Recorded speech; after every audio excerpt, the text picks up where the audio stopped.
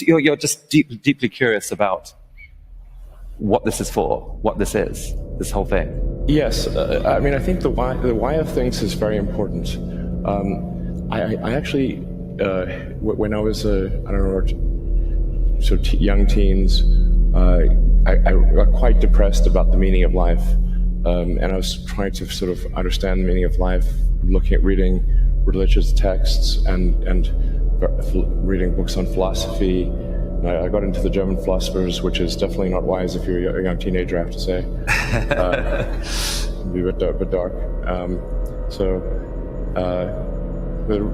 Much better read as an adult.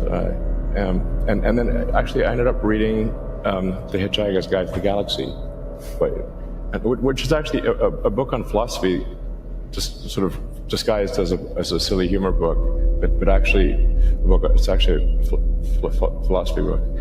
And Adams makes the point that it's actually the question that is harder than the answer.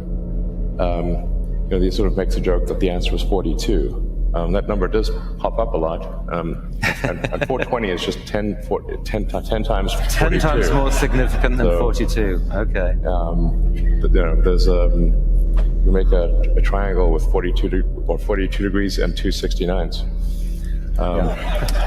So there's no such thing as a perfect triangle, or is there? But even more important than the answer is the questions. That was the whole theme of that book. I mean, is that yes, basically how you see meaning then? That it's the pursuit of questions. Yeah. So I have a sort of a proposal for a worldview or a motivating philosophy, which is to understand what questions to ask about the answer that is the universe.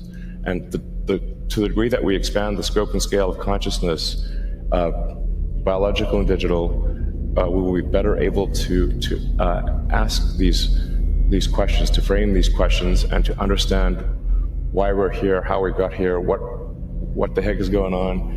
And so that is my driving philosophy, is to expand the scope and scale of consciousness that we may better understand the nature of the universe.